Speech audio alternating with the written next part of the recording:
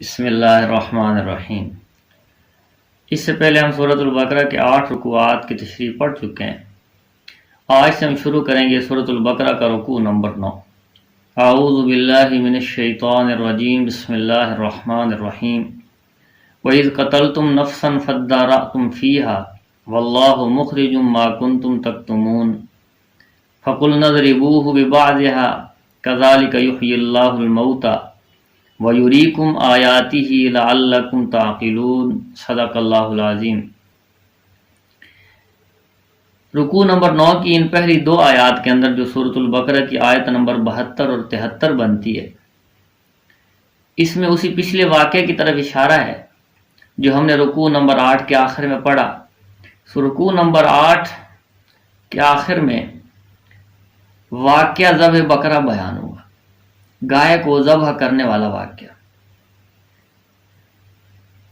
اللہ تعالیٰ نے حضرت موسیٰ علیہ السلام کو حکم کیا کہ اپنی قوم کو یہ حکم دیں کہ گائے ذبح کرے اور اس گائے کے گوشت کا ایک ٹکڑا مقتول کے ساتھ لگائیں تو وہ مقتول زندہ ہو جائے گا اور اپنے قاتل کو بتائے گا کہ میرا قاتل فلاں شخص ہے۔ تو اس بارے میں ان کا آپس میں اختلاف ہوا اور وہ قاتل کو چھپانا چاہتے تھے لیکن اللہ تعالیٰ ظاہر کرنا چاہتے تھے۔ تو یہاں اسی واقعہ کا تذکرہ ہے، ان کے اختلاف کا تذکرہ ہے۔ وَإِذْ قَتَلْتُمْ نَفْسًا، لفظی ترجمہ دیکھیں، وَإِذْ قَتَلْتُمْ، وَإِذْ عربی زبان میں جہاں کہیں بھی لفظ اذ آئے گا تو جب کا معنی کیا جاتا ہے اور پچھلی کسی واقعے کی تذکرہ ہوتا ہے کہ پچھلے واقعے کو یاد کرو۔ وَإِذْ قَتَلْتُمْ، اور اس وقت کو یاد کرو کہ جب تم نے قتل کیا، نفساً ایک شخص کو، فَادَّارَأْتُمْ فِيهَا، اور اس میں آپس میں جھگڑنے لگے۔ فَادَّارَأْتُمْ، تم جھگڑنے لگے آپس میں، فِيهَا، اس کے قتل میں کہ اس کا قاتل کون ہے۔ وَاللَّهُ مُخْرِجٌ، اور اللہ تعالیٰ ظاہر کرنے والا ہے، مَا كُنْتُمْ تَكْتُمُونَ، ان باتوں کو جنہیں تم چھپاتے ہو۔ فَقُلْنَا اضْرِبُوهُ، تو پس ہم نے کہا، اضربوہ، مارو اس مقتول کو، ببعضها، اس گائے کے گوشت کا ایک ٹکڑا۔ کذالک یحیی اللہ الموتى، اللہ تعالیٰ اسی طرح مردوں کو زندہ کرے گا۔ جیسے اللہ تعالیٰ نے دنیا میں اس مقتول کو زندہ کر دیا، اسی طرح اللہ تعالیٰ قیامت کے دن تمام انسانوں کو دوبارہ زندگی دے گا۔ وَيُرِيكُمْ آيَاتِهِ، اور اللہ تعالیٰ ان واقعات سے اپنی نشانیاں دکھانا چاہتے ہیں ان موجودہ لوگوں کو کہ جنہوں نے اس مردے کو اپنی آنکھوں سے زندہ ہوتے دیکھا، اور پھر قیامت تک آنے والے انسانوں کو اپنی کتاب کے اندر اس واقعہ کو بیان کر کے یہ نصیحتاً اور عبرتاً اللہ تعالیٰ بیان کرتا ہے تاکہ لوگ نصیحت حاصل کریں، عبرت حاصل کریں۔ کذالک یحیی اللہ الموتى، اللہ تعالیٰ اسی طرح مردوں کو زندہ کرے گا۔ وَیُرِیکُمْ آیاتِهِ، اور تم کو اپنی نشانیاں دکھاتا ہے، لعلکم تعقلون، تاکہ تم سمجھو۔ اس آیت مبارکہ کے اندر بنی اسرائیل کی دلوں کی سختی کو بیان کیا گیا ہے۔ اللہ تعالیٰ نے، چونکہ اللہ تعالیٰ نے اس آیت مبارکہ کے اندر بنی اسرائیل کے دلوں کو 3 قسم کے پتھروں کے ساتھ تشبیہ دی ہے۔ کچھ پتھر ایسے ہوتے ہیں کہ جن پتھروں سے چشمے پھوٹتے ہیں اور نہریں جاری ہو جاتی ہیں، اور کچھ پتھر ایسے ہوتے ہیں کہ جن سے کچھ نہ کچھ پانی ان کے اندر سے نکل آتا ہے، اور کچھ پتھر ایسے ہیں کہ جو اللہ کے خوف کی وجہ سے گر پڑتے ہیں۔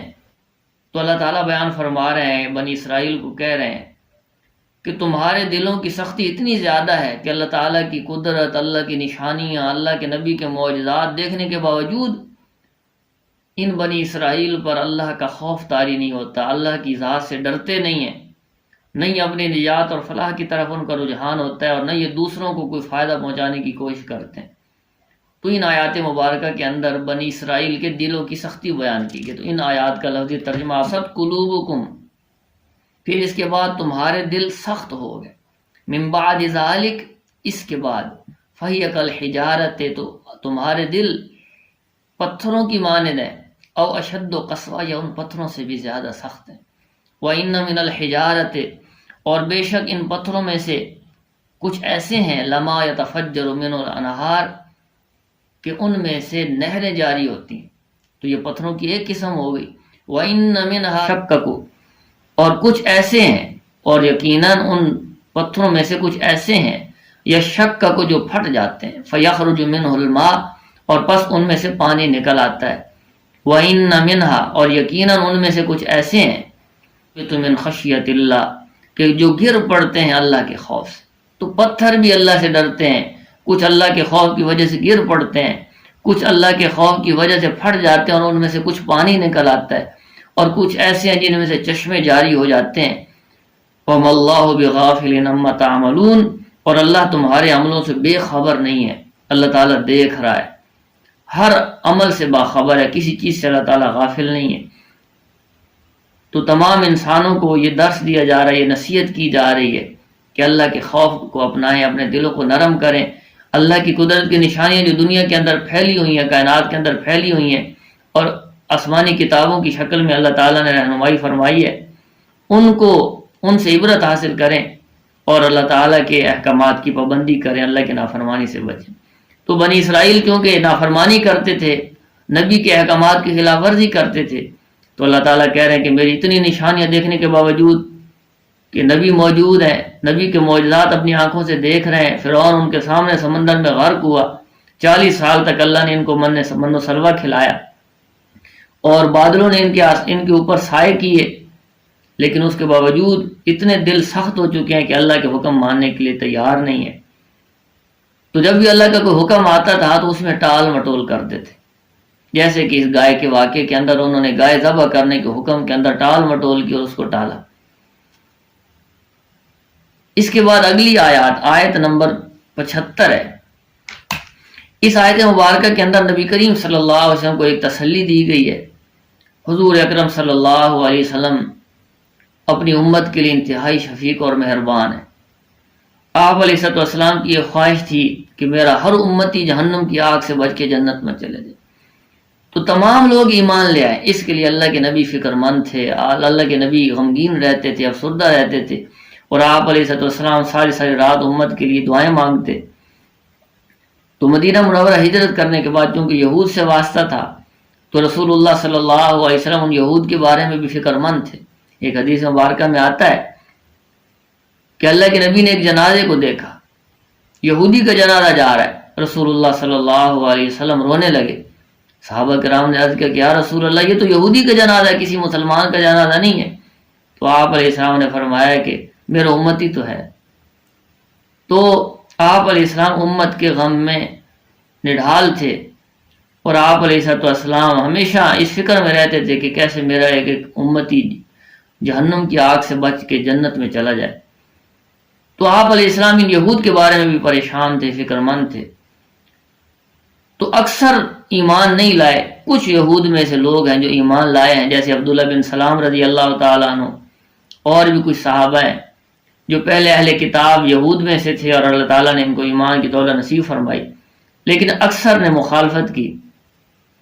تو اللہ تعالیٰ نے ان آیات میں رسول اللہ صلی اللہ علیہ وسلم کو تسلی دی ہے کہ آپ ان کے بارے میں پریشان نہ ہوں، یہ تو ایسے لوگ ہیں کہ جنہوں نے اپنی آسمانی کتاب کو بھی نہیں معاف کیا، جن پر یہ ایمان رکھتے ہیں، جن کو یہ پڑھتے ہیں، جس کی تلاوت کرتے ہیں، اور اس پر ایمان رکھتے ہیں کہ موسیٰ علیہ السلام پر اللہ نے تورات نازل کی۔ تعریف لفظی یہ ہے کہ الفاظ کو بدل دینا، اپنی مرضی کے الفاظ اس کے اندر لگا دینا، اور جن پر عمل کرنا نہیں چاہتے ہیں، جن احکامات پر، ان کو نکال دینا، اپنی مرضی سے احکامات اس میں شامل کر دینا۔ اس کو تعریف لفظی کہا جاتا ہے، لفظی تبدیلی۔ اور دوسری قسم کی تبدیلی معنوی تبدیلی ہے کہ الفاظ تو وہی رکھے جائیں لیکن اس کا معنی، اس کا مطلب، اس کی تشریح اپنی مرضی کے مطابق کی جائے، اللہ اور اس کے رسول کی مرضی کے مطابق نہ کی جائے۔ تو ان لوگوں نے تورات کو تبدیل کر دیا، بدل دیا، اپنی مرضی کے احکامات اس میں شامل کیے، تو جس کی وجہ سے اللہ تعالیٰ کے غضب کا شکار ہوئے، اللہ تعالیٰ ان سے ناراض ہو گئے۔ تو رسول اللہ صلی اللہ علیہ وسلم کو ان آیات میں تسلی دی جا رہی ہے کہ آپ ان کے ایمان کے بارے میں پریشان نہ ہوں، آپ ان کے ایمان لانے کی امید نہ رکھیں۔ اگر وہ اپنی کتاب تورات کے اندر تبدیلیاں کر سکتے ہیں، اپنے نبی کے احکامات کی خلاف ورزی کر سکتے ہیں، تو وہ آپ پر ایمان لانے والے نہیں ہیں، آپ کا کام پورا ہو چکا، آپ نہیں ہیں۔ کیا آپ امید رکھتے ہیں ان یؤمنوا کہ وہ لوگ ایمان لے آئیں گے لکم آپ کے دین پر، وقد کان فریقم منہم اور حال یہ ہے کہ ان میں سے ایک جماعت ایسی ہے یسمعون کلام اللہ جو اللہ کے کلام کو سنتے ہیں، ثم یحرفونہ من بعد ما عقلوہ وہم یعلمون اور اس کو جاننے اور سمجھنے کے بعد اس کے اندر تبدیلی کر دیتی ہے۔ تو یہ ان بنی اسرائیل کا حال ہے کہ اپنی آسمانی کتابوں کے اندر تحریفات کرتے ہیں۔